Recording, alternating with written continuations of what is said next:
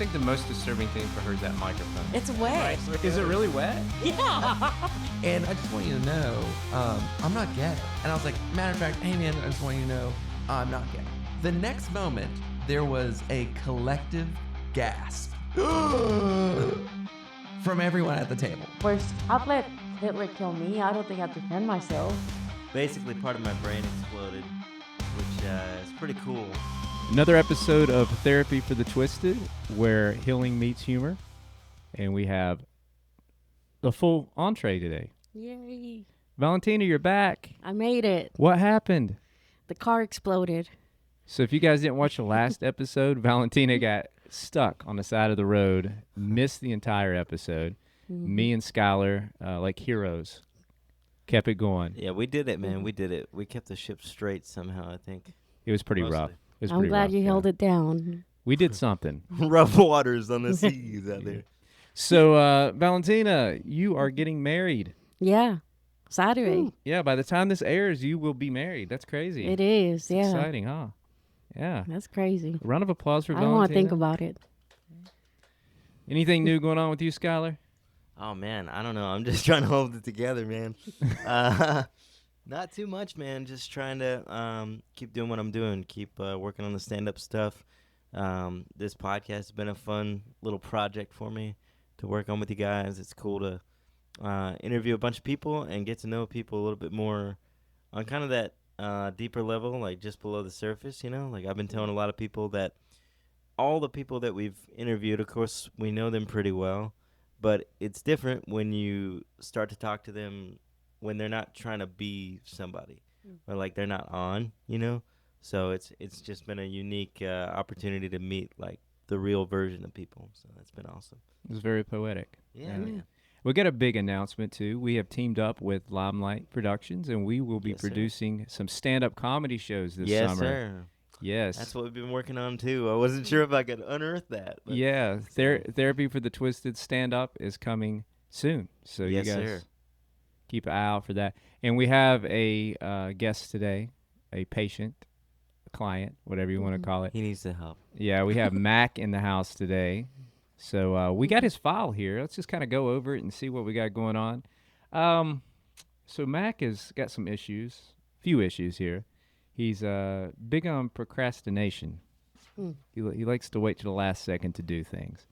Also, he has ADD as an adult. So he has like an attention deficit and he procrastinates. I think those might run into each other a little bit. You sure do. Yeah. You're the therapist. You should know that, right? Huh. Mm-hmm.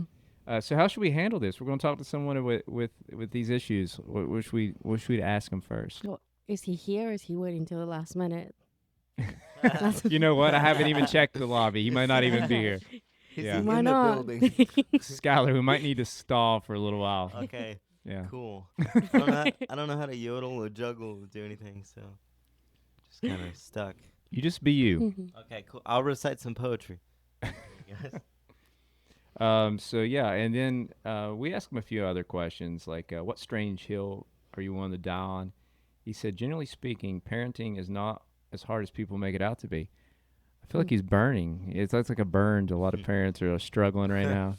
Well, also, if I'm not mistaken, his kids are grown now, so it's, you know. Yeah, it's gotten a little It's a easier little for him now. distance. He's like, that wasn't hard. I think that's a trick. I think the brain does that. Like, I've never given birth, but people that say that, like, birth was easy, I think that's a trick that your mind plays so that they do it again.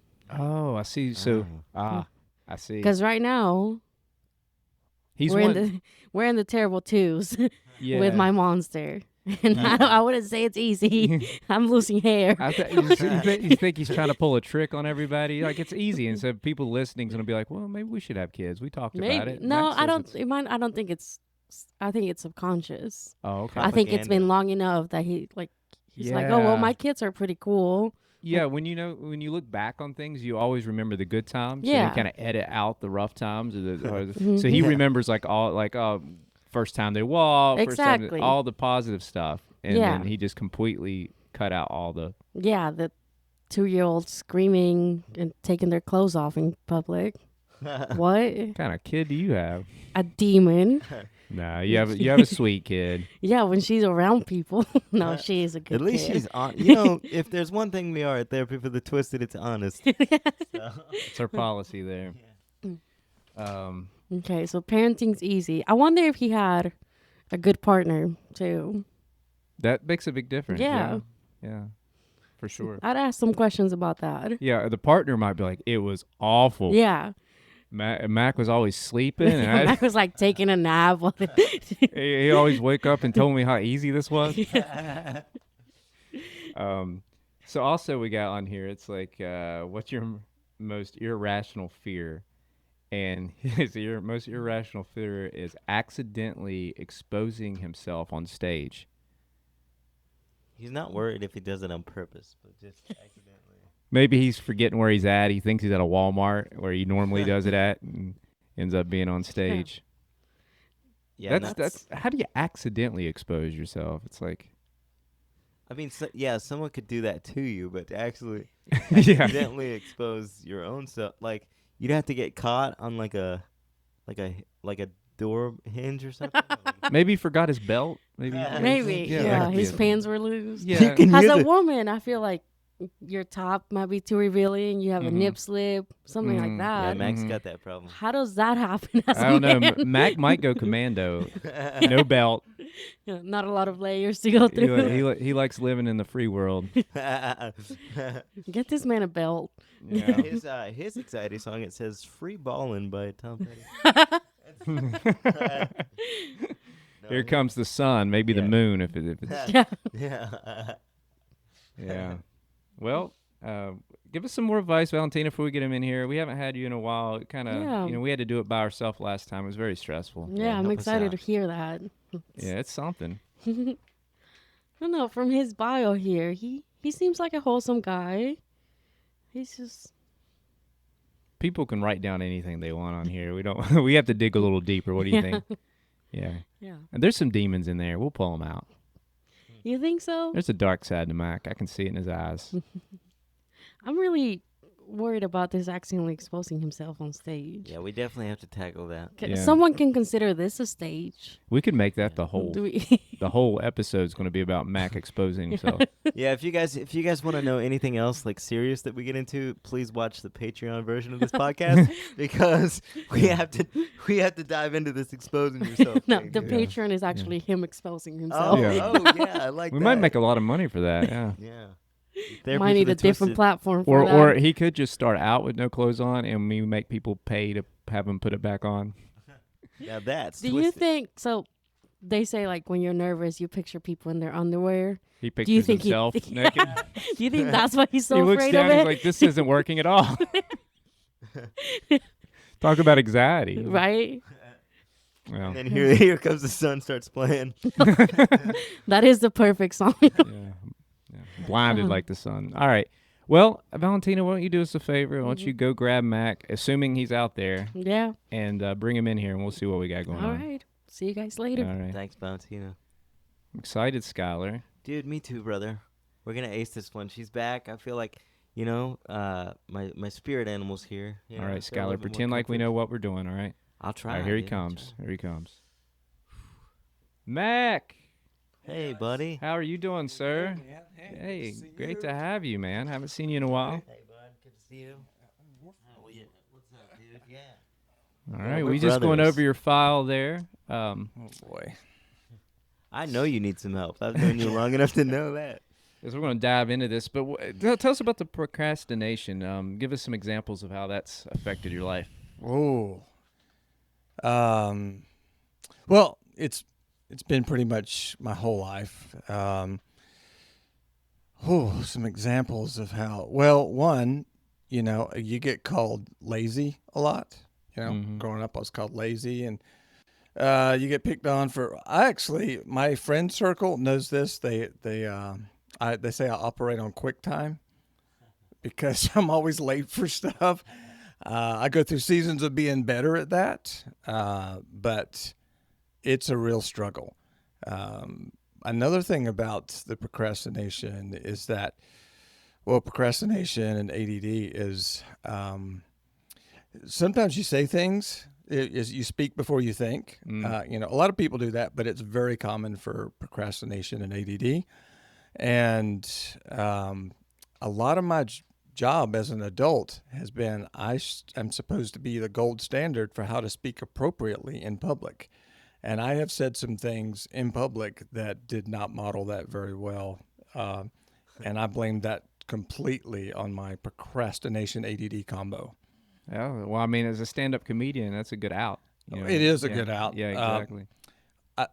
I'll share I was just talking about this the other day. I used to work for Department of Children's Services. And one of the things that I did was I would help run the meetings for children that were coming into custody, going out of custody, those kind of things. And I was running this meeting, and with this poor mother, her drug of choice was cocaine, and her child was being removed. And the grandmother was there. That's who the child was going to. And we had run this whole meeting. And the meeting was over, and we were in a break room. And so when the meeting was over, the mother was there crying. Case manager was sitting there filling out paperwork. And I went to the refrigerator. So one of the things, I went to different offices all over the region. And so I knew all the staff there. And I loved a good soda, and someone would always have a soda for me. So I am there digging through the refrigerator, family still sitting there, and I'm like, where is it? Angie said that there'd be one in here for me. And I grabbed the soda. I said, there it is, and I popped it. And I said, man, it is great to have someone who supports your Coke habit. The case manager looked at me with their jaw dropped. I could feel my face go flush. I did not even look at the mother, and I walked right out. I did hear the grandmother, an audible smirk, and I walked out. It was one of the worst times I had I ever mean, met. if anybody should have got that joke, you know? I felt horrible. That was- this was a very tough time for this mother, and here I am. It was a totally unintentional Hey, joke. that was the best comedic timing I think I've ever heard. What are It you was good talking- time. It was good form. Yeah. I was standing up at the time. My Coke can was a mic. It was. I mean, there are some positives. Thanks for seeing the positive in that, Phil. I Absolutely. feel better about it now. I don't know if you should ever feel better about me finding a positive in something. I mean, in a way, you got paid for that bit. I did. I probably made more money for that bit than I actually do right now. So your attention deficit kind of goes hands in hand, I guess, with the procrastination. And just to be fully transparent, the ADD is undiagnosed, but it's kind of like if you've known Skylar his whole life and he's never seen a doctor, and you're guessing that he might have cerebral palsy. That's Is that how. what's wrong? Well, I applaud you guys for not trying to label stuff. Yeah, that's what it is. Just there's no doubt. I mean, and I've had a couple of doctors when I'm there for something else and telling them, he goes, yeah, you've probably got ADD. So it wasn't an official, but yeah, so it's undiagnosed, but it's also, there's enough evidence for me to comfortably say, yeah. I'm pretty sure I have ADHD or ADD or something, but it's still out to see if Mack develops cerebral palsy. We're still waiting to see if that happens. But, Can you develop that as an adult? well, we'll find out, won't we? Yeah, exactly. Yeah. Felt like I'm part of a different case study that I didn't know I was Yeah, involved there we in. So before you got here, before we set up, we were talking about AI, and Skylar said he was scared of AI because he said people tell him all the time, like, AI is going to be able to like change your pathways on your brain. It might be able to fix your problem. And he's afraid that they'll create an off switch. That's right. That's right, man. My body's messed up right now, but it's mine. Nobody can get pissed off and turn off my legs, Yeah. So what do you think about the whole AI thing? I know, because we was talking about the Super Bowl, and they were telling me, I fell asleep, didn't even watch it. But they were telling me that all the commercials were AI commercials. I have mixed feelings on it. I think, like anything else, we've got to get through this phase of people inappropriately using it. I think that there are that there is value to it, but I also think there's a big danger. I don't think there's going to be a Terminator type thing at all, but I do think it's already affecting our lives in a certain way, and it has the ability to be very positive and help humanity, but it absolutely has the ability to set us back. Well, we saw how scary it is that you can't really tell. The videos are getting so real now. Like, Yeah. it's you can't, and just in the last year, it's kind of. Well, there's, I don't know if you follow certain people online or whatever, like YouTube channels or TikTok or Instagram, but there's kind of I don't know if it's called a movement or not, but there's people who have been influencers for quite a while, and they do like video reactions, and they'll react to a video, and then another influencer will come on and you got fooled, dude. You're getting old. You need to get out of this. That's AI. They didn't know. So you got people who are in the digital world, in the social media, who can't tell the difference. Yeah. So yeah, and that's scary. And We'll see leaders or whatever up there saying things we don't know if they're actually saying it or if it's like, I could start a war. You know, Yeah, like absolutely. easily. So yeah. that's some scary stuff. But that's my attention deficit issue is kind of the same. I can't focus on two things at once at all. Like, if someone's talking to me and I'm doing something, I'm not listening to anything you say at all, ever. That's true. So it's very true. I Skylar can knows attest this. to that. Everyone thinks I'm like a horrible person because I walk around and people are talking to me and I'm always doing something. I just kind of blow them off, but I don't mean to. So See, you understand. See, I understand completely, and I have a divorce to prove it. yeah, Just yeah. So like, I like how we went from attention deficit to AI to attention deficit. We have no attention on what's going on right now. We're just like all over the place. Everywhere. Yeah. So let's see. We're going to go ahead and look at your file. We were talking about it before you came in here, Mac. There was one thing that kind of stood out for us, and we wanted you to kind of explain. Uh-oh. Your most irrational fear is accidentally exposing yourself on stage. There's a lot of Did science you to this. Did you misspell purposely? How do you accidentally expose yourself? Okay. Is the- So look, first of all, this question was hard for me to answer because I don't feel like I really have any irrational fear. So I had to really think about it. But then I was like, if I have one, this is it. And I think there is an origin story, a root to this. Okay. Many, many years ago, 20-ish, 25-ish, 30-ish. Oh my God. A long time ago, I was out right before I was married. We were kind of double dating, and we went with this other couple down to the beach, and we were staying in the same hotel room. And I was wearing boxers and a shirt, and it was appropriate. I had boxers and a shirt. Okay. And I'm talking to my friend's girlfriend, and then I realized she is not looking at me. And I don't know, the temperature in the room was just right where I didn't feel a cool breeze or anything.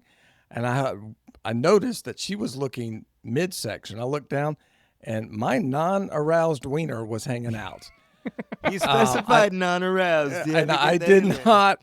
I did not know And it. it was cold. That's like the worst. Come on. You're gonna be like George on Seinfeld. Like, that's And not me.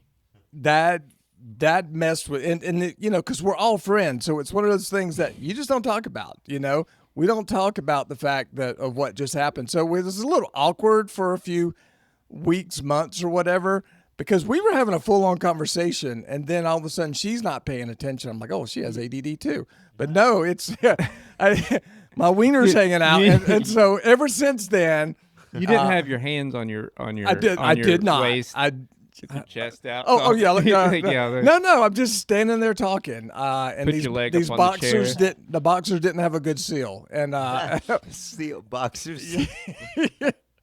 That's a great band name, by the way, guys. Boxer Seal. so I think that is the root of that, because every once in a while when I'm on stage, like, it's beyond the, is my zipper down, is my fly down? It's beyond that. It's like, if my fly is down, something else is going to happen. That's my fear, is that if the fly is down, it's an automatic that something. So I think that would end anyone's comedy career. There's no seal. I don't know if you can get back from that. Especially if it's a family-friendly show, and now you're a sex predator. Yeah. I mean, I Well, think you kids could in the pick- crowd. That's you what a lot of expose people yourself don't to. see. A lot of people don't see before I go on stage when I'm back there getting ready. I am checking my fly like 50, 11 times because that is one fear that I have. And I've never noticed it as irrational, but that's probably I'd irrational never because do it's that. easy to fix. Yeah, I never do that, but I think that's now my fear. I think after Yeah, you've given us all a complex about it now. We are in a therapy type setting. Do you want to recreate that moment on the beach right now just to get through it? With all of us, we're all friends. Do you want to Skylar, Trauma Skylar, exposure. Skylar, we are not that kind of friends, Oh, and this all is right. not that kind of All couch. right, well, you guys aren't fun. Skylar's like, are you trying to get ratings? Do you want people to listen to this? Come or not?" on. Yeah. It's Yeah. all about the biz. Yeah, even when I'm out here waiting to come in here, I was check. When I come out of the bathroom, it is check. He's got padlocks on the outside of his pants. Yeah. So, do you still talk to that person? No, Yeah, I was going We- to say. Yeah. we it was kind of easy. That was one of the relationships that it was easy to drift apart. We were all good friends. We did stuff, but when things drifted apart, it was just like a relief. Whew, I have to have those awkward stares and conversations anymore. Yeah, that's something. That's like your mom walking in on you or something. I was just trying to get us to go viral and not venereal. Yeah, that's a good line there, Skylar. All right, so we're going to play a little game. We play boy. with some of our patients here. It's called Fortunately, Unfortunately. It's a improv game, and the way it works is you're going to tell a fairy tale, any kind of fairy tale you want, make it up on the spot.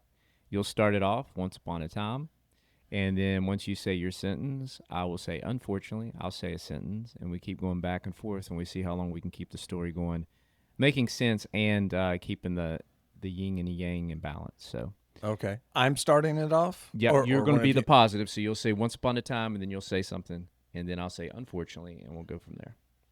So it can be any kind of story. Mhm. Time setting is cool. Yep. Okay. Yeah. We ready? Yeah. All right. Once upon a time, there was this ambitious young man who wanted to start a family.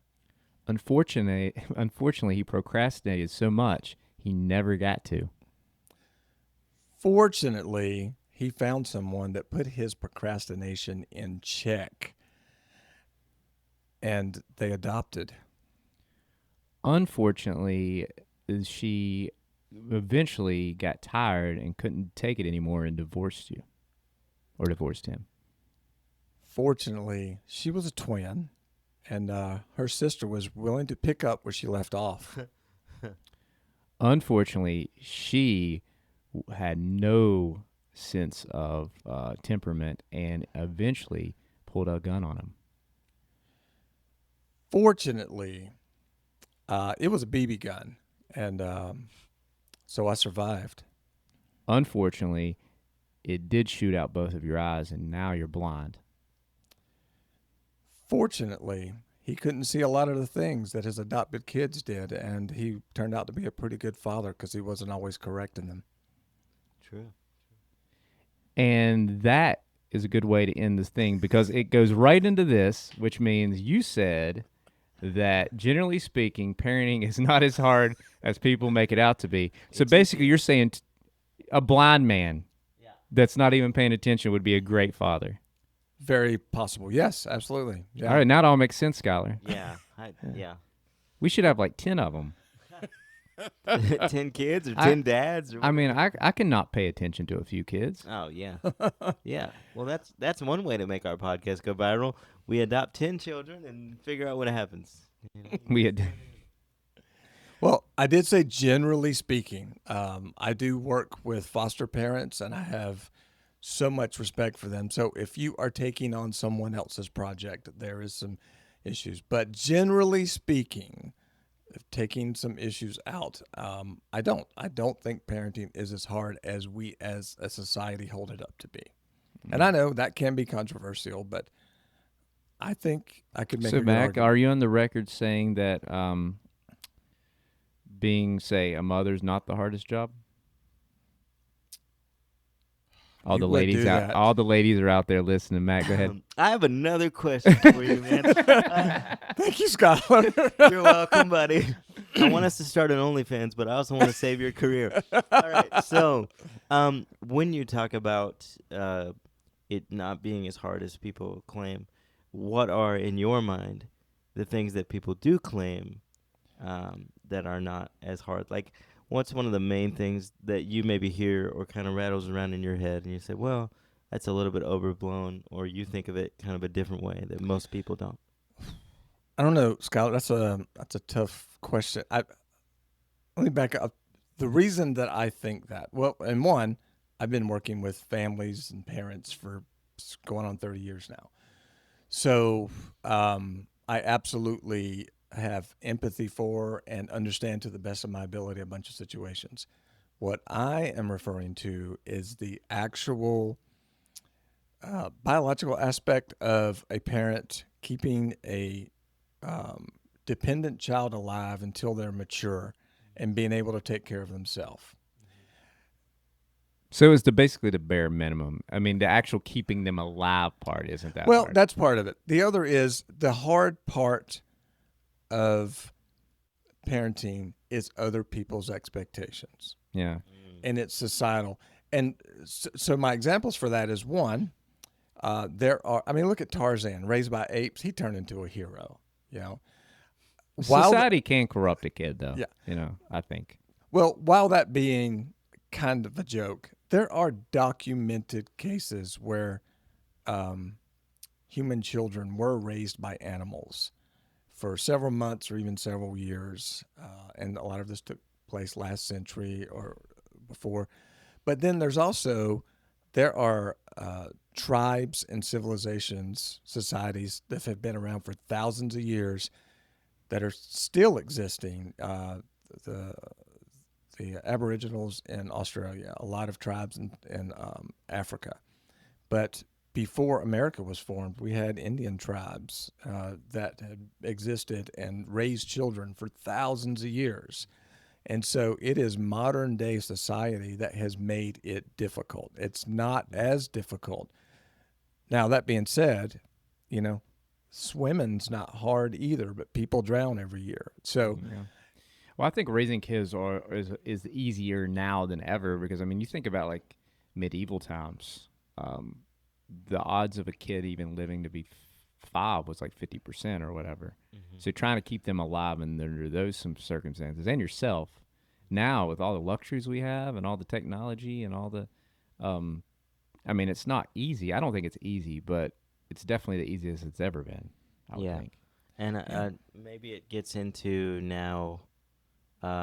Is sort of like the nature versus nurture argument. The nature element is the easiest it's ever been, but the nurture component definitely has, I would say, more layers now. Or I guess like you can keep a kid alive, but they could come out pretty messed up, if you're not present or.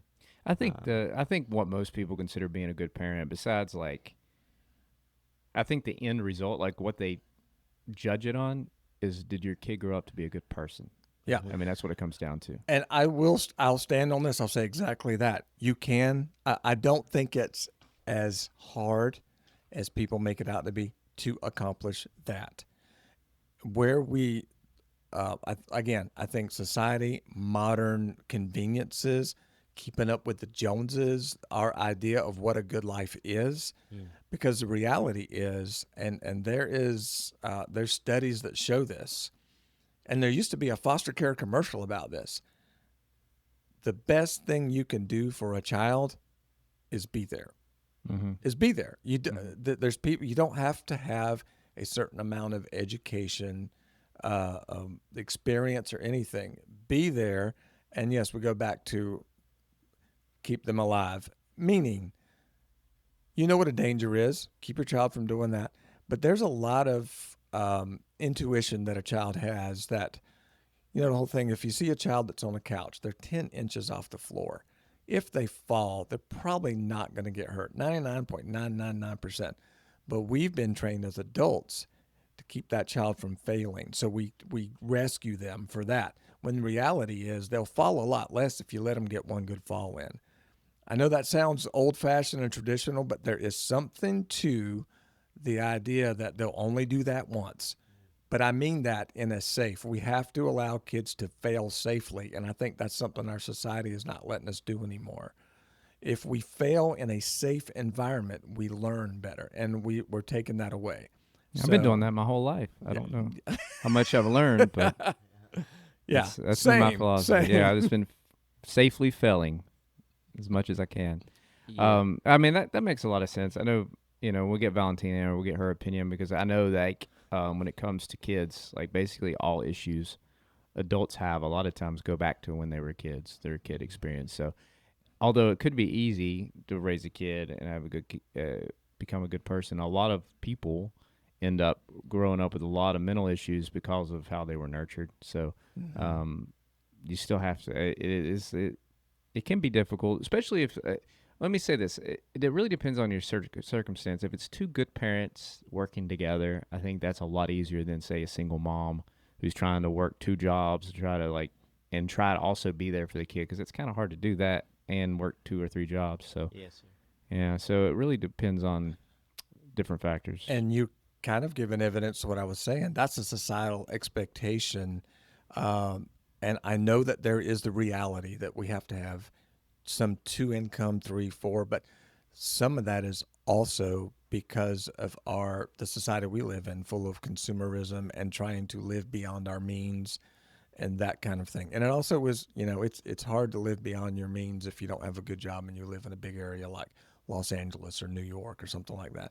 But if you're in a semi-rural suburban area, there are lots of people who learn to budget and live below their means who are able to pull things off. And again, I know that's controversial to some people, but a lot of it is decisions we make and based on what we define as a better life.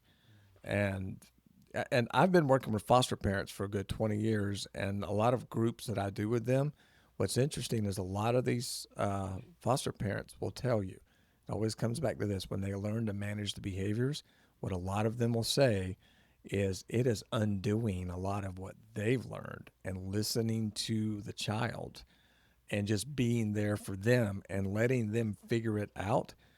It's really when they say, "Oh, we're going to learn how to manage or teach your kids," what a lot of them say is, "You know what this is? This is really just teaching us." And so it comes back to we got to get rid of a lot of stuff, and we have to do this on an individual basis. But if you get rid of a lot of stuff that is external and societal expectation and things like that, and just get back to the relational and being there and making those sacrifices, that's the hard part. You'll be a better parent than Yeah, I mean, and especially like kids will grow up to be able to because life's hard as an adult. Life is difficult, and you're not prepared for that if everything's done for you and you don't have a chance to, like you say, fail or whatever. You never experience that, so then like a reality hits you, and it's like whoa, it's like a totally different world. You're not prepared for it at all. So yeah, it's a shock when you, especially the older you are, the more developed you are, and you've never failed, and then you fail, it is a shock and it can mess you up. But if you've had little failures all along the way and you've been able to develop those skills to adapt and figure things out, then you're going to handle it a lot better. yeah, Yeah, in my personal experience, I've had some kind of some experience with that. Just the fact of like growing up, there wasn't a lot of opportunity for me to fail. There was a lot of things that was like, oh, we've got you, or we've got a plan, or this is gonna be safe, and that kind of thing. But then on the other side of that, I had my disability my whole life, so there's been a balancing act. But a lot of it is as I've gotten older is to realize those consequences and things like that. So I guess what I'm trying to say is, I would rather a child be formed by circumstances than hit by them later. You know, if you're formed by those circumstances and consequences, that's the word I was looking for. If you're formed by those consequences, then you won't be hit by them later as much. You're used to them. You know what they are. Versus the other approach where they kind of wallop you later. Well, Skylar, I got a question for you then. So obviously with your disability, I'm sure, you got extra care when you were young. So then when you became adult and, now you're living on your own and you're doing your own thing, was that how much of adjustment was that because of how much you were nurtured because of your disability? Hmm. So when I talk about the safety net and not failing, actually, I give a lot of props to my family all throughout. They would always tell me, "Well, you can do that. You can, do whatever the goal was." It was never like, "Oh, we're gonna do that for you," or "We'll make that easy." It was always, "You can do that. You can figure out a way to do that."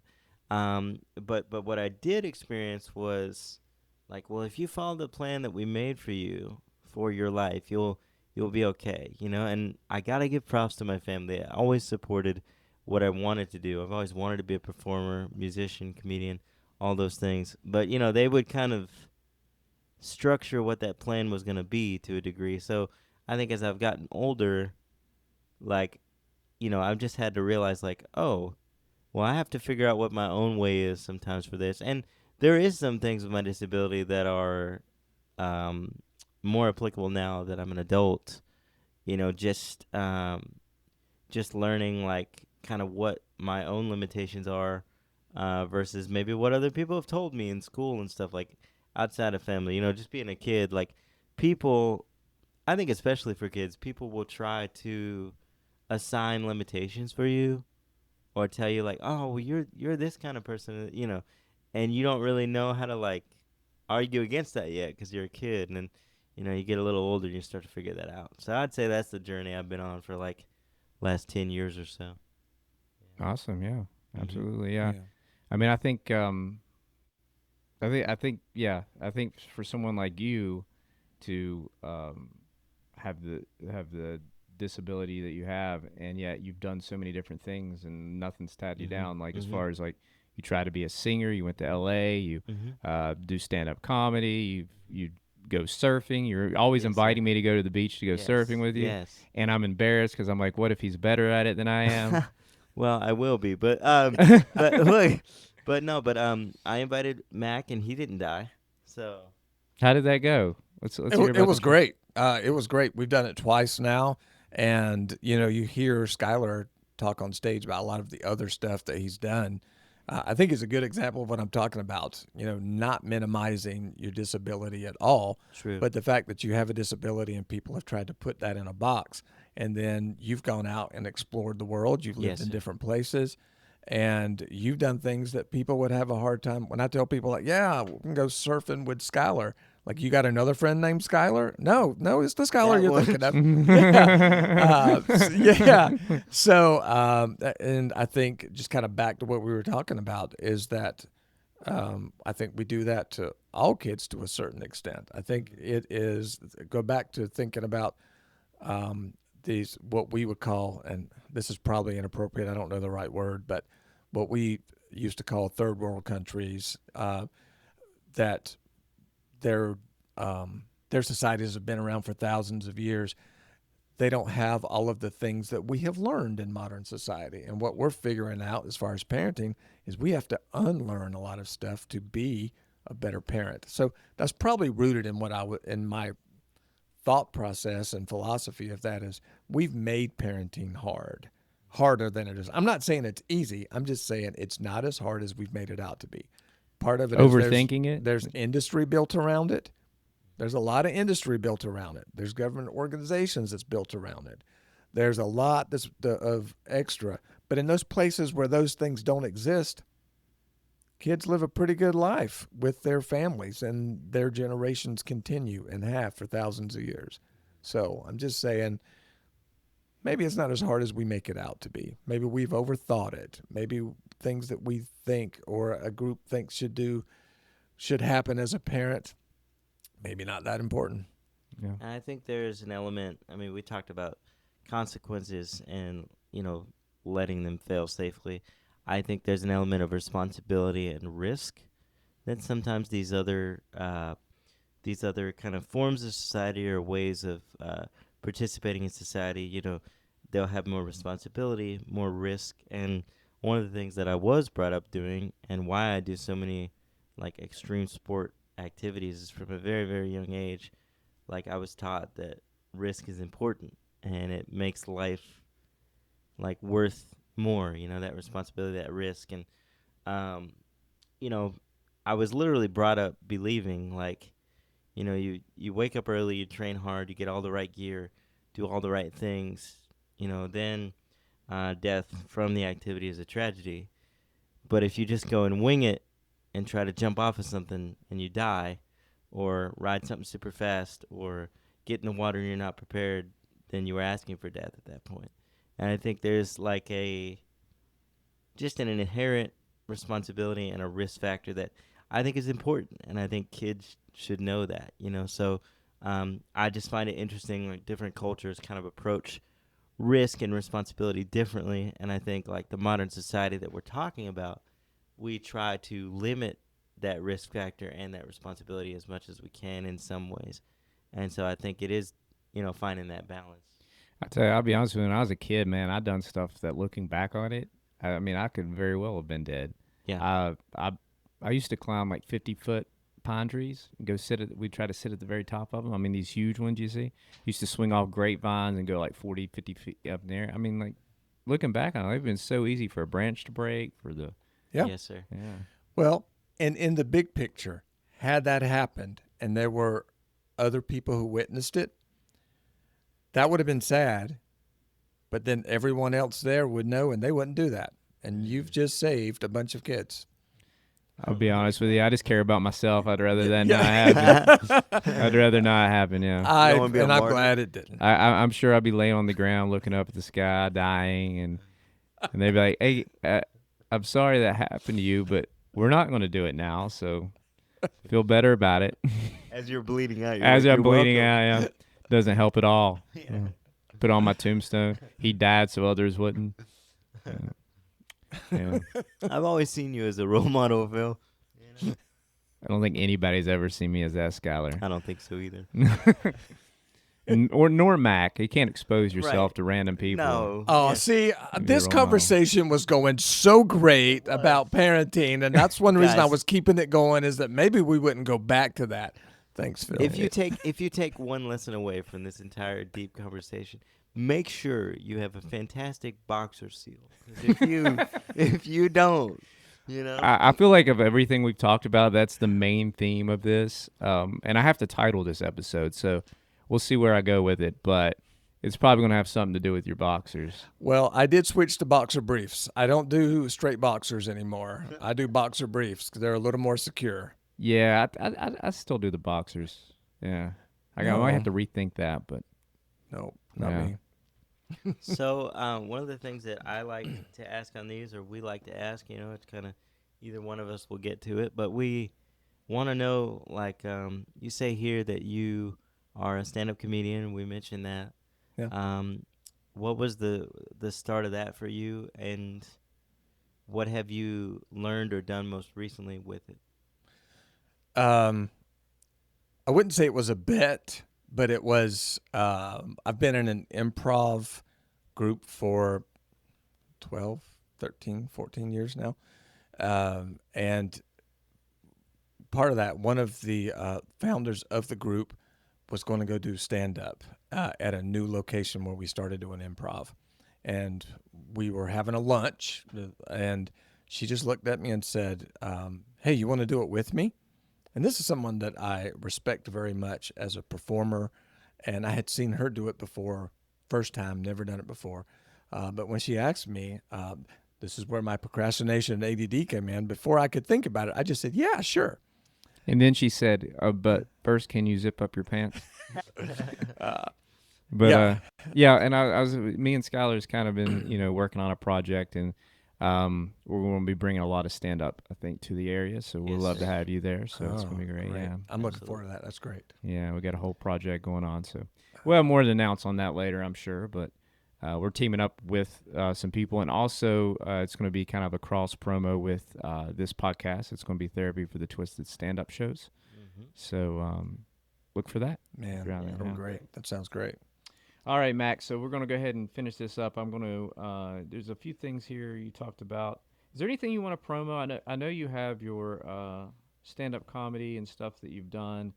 You talk about, you're competing in a clean comedy challenge July 16th to 18th in Gatlinburg. Yeah, down in Gatlinburg. This is the 17th annual. I did it a couple years ago down in Georgia, and I didn't know what I was getting into. It was more the experience. But this time around, I feel like I'm going to bring more to it. I'm not saying that I'll do any better, but I feel like my experience will be better with it. So I'm excited. Leslie Townsend is running that. Like I said, she's been doing it for 17 years. So I'm excited about doing that down in Gatlinburg. Got a show coming up where I'm featuring for Big Jake Hovis at the Wallace Theater, All March right, awesome. 6th. We love the Wallace here. That's great. Yeah. And I've worked with Jake before. I really like him. So, and I get to do a feature, so that's pretty cool. And then the Idiot Box in Greensboro, North Carolina, starting in May, is doing like an ultimate competition, and it's going to be several rounds, so it'll go the course of several months. Yeah. And so my first round is in May, and I've heard a lot of good things about the Idiot Box, so I'm excited to be part of that competition. So I've got those three, and of course I'm trying to apply to go to some more festivals, and I'm spreading my range. I went to South Boston, Virginia, here recently. I'm going down to Ringgold, Georgia next month, so I'm expanding where I do. I've been kind of tight in the Southeast, still kind of in the Southeast, but spreading out as well. So I'm Awesome. excited Right about on. that. All right, Mac. Well, we appreciate you coming to Therapy for the Twisted. We'll be on the lookout Love for to all have that you. stuff. We'll have you back again eventually. Awesome. Yeah. It's So been fun. when you leave, can you go get Valentina and tell her to get back in here? We're ready for her. All right. I Tell her we will. did a great She job. gonna rip me apart now. Oh, yeah. I bet. I She'll have can't wait something to see say. that. Yeah. Yeah, I'll go get her. Just All make sure right. your fly's up, bud. Yeah. Yeah. If we hear Valentina scream over there when he walks out, we're like, oh, See you, Mac. We appreciate you, buddy. yeah. Mac's a good guy. Yeah. All right. All right, Valentina. back. You had your ear to the door. What do you Of think? course. Very ethical of me. How mad Oh. were you at him saying how easy parenting is? No, I think I wouldn't frame it the way he said it, but it makes sense what he's trying to say. Yeah. I do think one of the hardest parts of being a parent, it's how much it triggers you Mm-hmm. and how much things they did, and then you think like things they do, and then you think how your parents handled it and how that made you feel. Isn't that crazy that when you're Yeah. a kid, you think your parents are like superheroes and you realize they were winging it the entire Yeah. time? Oh, yeah. Oh, It's, yeah. it's crazy. When you get their age, you're like, they didn't know Mhm. Just anything. kids trying to Right. figure it out. Yeah. Yeah. You expected when you got to their age that you would be Mhm. like, you'd have it all figured out, and you don't. No. I think that's the case for anything. Yeah. You know, how many of you guys have friends that are teachers? Mm-hmm. And, like when I was in college, we were at the club, and Yeah. then like those are teachers. Yeah, now, yeah. You thought know? the teachers were like these Yeah, great they were like people. that this knew- yeah. mighty people. They're not. No. Yeah, I they're mean, just like on ChatGPT trying to plan a lesson. you grow up to be adult and you're just talking to people with your stuff hanging out. That's- Yeah, Mhm. yeah. He said he worked for DCS. He made a coke habit joke in front of someone that is struggling. Yeah, Say what you want, but Mac's timing is impeccable. Yeah, I would have went home and went nailed it. Even if I got fired, I mean, like, you know yeah, what? that was a good day. it was totally worth Yeah, it. what a way to go out. I mean, when it's like really cinematic in a way. Yeah, but yeah, I thought it was a good episode. I thought Mac did Mm-hmm. a good job. Yeah. So your battery went out in Knoxville. Yeah, tell us Tennessee. that. Yeah. that story. And from what I hear, you had to like wave down like 5 or 6 people. Mm-hmm. Yeah, so we had jumper cables. Mm-hmm. The car did die during the winter storm. Like the battery just Oh, man. died. I So your guess. battery's probably bad in general. Yeah. Well, and it was cold. You know, he didn't drive the car for The a battery lot of had shrinkage days. too. Mm. But yeah, they just used jumper cables that time, and it was good to go. We made it to Knoxville, and then they woke us up. Someone woke us up. I don't know if they worked there or what. They were like, "Your car horn has been going off for the past few hours." Oh. Few hours. Yeah. So people were trying to sleep, and you. Yeah, it was like 9 a.m. Wow. when they. So who So knows? basically all night. I guess I don't know. I didn't hear it. But yeah, so Greg went down there and it was dead. So we had jumper cables. We had like a thing. I don't know anything about cars, Yeah. but we had a thing that he connected to the battery and Uh-huh. didn't do anything. Yeah. And then there was a Taco Bell right in front of us. So I walked over there and And you and- ate and watched Grant through the window. yeah, I was just- trying to put Baja ate your, Nacho ate your fries. chalupa. Yeah, ate your chalupa. put Baja Blast in the gas tank. yeah. No, so I was like standing there because I didn't know what to do. So someone drove and, because my dad, we had some friends that just so happened to be in Knoxville the same weekend. Yeah. So they came to help us out. That didn't work. Mm. They just like did the jumper cables forever and then they had to go. And then Grant has a cousin and he called someone to come help us. Also didn't work. So then my dad was like, you need someone that has a car that's bigger than the Yeah. one that you're trying to jump. So I stood outside of Taco Bell waiting for someone in a pickup truck to drive by. Oh, my And goodness. someone did. He got out of the truck. I was like, hey, we're stranded over there. Can you come help us? And he said, yeah, let me That- eat first. That was sounding kind of Let me- suspicious. Yeah. Some girl like, hey. I'm Oh, yeah, standing it over here. I was. gotta was fuel weird. up before I help you. That's how you get robbed. Yeah. Like, So the you- guy ate. Like, he went inside, he ate, and then he, like, drove around and came and helped us.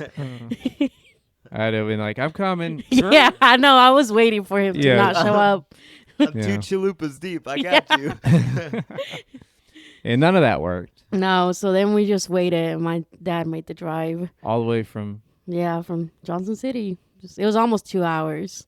that. Wow. Parenting's not easy. Yeah. You just- even when they're adults, you have to drive Yeah. 2 hours. To He go. He actually went to my apartment because I have a Jeep, and the car we were in was also a Jeep. He took the battery out of there, and he Why took the did- battery out of my Jeep, So, and then just a question. All right. Yeah. You said there's an AutoZone close. yeah, You probably, I mean, depending on your insurance, it might have paid for the tow. You could have towed to the AutoZone. They would have put the battery in 15 minutes. You have a brand new battery, and it probably would have took you about 45. we called the altogether. AutoZone, and they weren't very helpful. You don't call them. You go there and you walk Yeah. in. And Well, say, no, I called him. I was like, "Hey, if we go there and buy a battery, can you guys help us?" He's like, "No, we don't do that. We just sell things."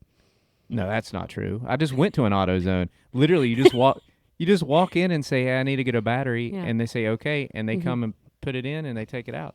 I don't think we're ever gonna get Mm. sponsored from AutoZone, so I'm gonna go on the record and say fuck O'Reilly, AutoZone. it is. Fuck AutoZone. O'Reilly's all day, baby. Yeah, that's amazing. That it was, I mean, like, Yeah, That's I like looked they're it known up for and it doing. said it was 3 minutes away or 23 minutes walking. you were 3 minutes away from an AutoZone, and Driving. and your dad drove 2 hours Yeah. to put in Well, a battery from your I other did vehicle. think about like taking an Uber over there to go buy a battery and then figure it out. But I can't do that with They these would have nails. put it in. I promise you. You With would the have pulled it. nails? I can't do that with these nails. You can't take an Uber with those No, nails? I can't put a battery in. Right. Can't install a battery. Well, Grant's there. What? I mean, Have I you met literally, Grant? I literally Oh, did. well, yeah. I literally did that 2 weeks ago. I had to go to AutoZone. Yeah. My battery died. Like it just kept dying. Eventually, I was Well, like, yeah, I need a new battery. It's okay because my dad got to go to Whataburger. Hang on. This is very food centric story. It's good. Yeah, we have no sponsorships. I don't know why we're No, plugging Yeah. all these no, things. no. Well, Um, it's an anti-plug for AutoZone. Yeah, well, they're gonna give us a nasty letter. I think. Yeah. Anybody out there who's listening to this one day and you work at AutoZone, we got love for you. But your Unless you work at that corporation- one. Or that one guy. that Yeah, unless answered you the were phone. that one guy. Yeah, if you're Yeah. listening, screw you in particular. Yeah, you're in my you're on my list. Yeah. I do have a message for Mac, just so when he says that he has ADD. So we haven't diagnosed ADD since the 80s. So they- everybody's undiagnosed. No, so ADD, they put that in an umbrella with ADHD. Uh-huh. And now, and after that, they specify if it's like hyperactivity or whatever. hmm So if he wants to sound a little more legit and want people to, when he said, he was like, it's not, not a formal diagnosis. Like, Yeah. I Like- could have told you that. Yeah, because nobody's diagnosed with it. but, Yeah. but it's okay. It's okay.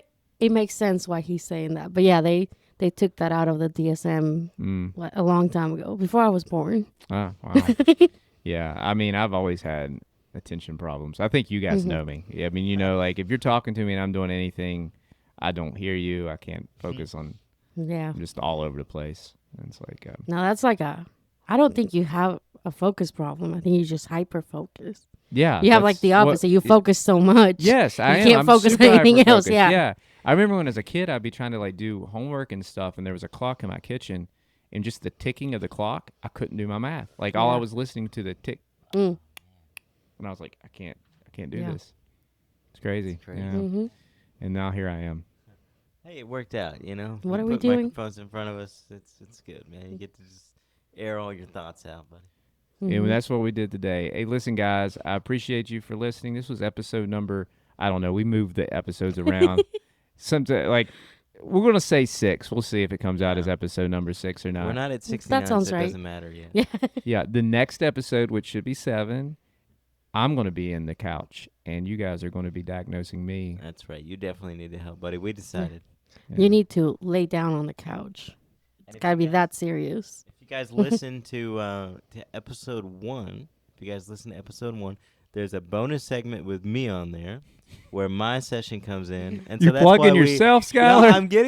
I'm getting to the important part, which is why we chose to do this with Phil, because we thought at the time I had the flu, we had to do this bonus thing, and we thought, well, Phil's got a lot of problems as well. We should get him on the couch. So here he is.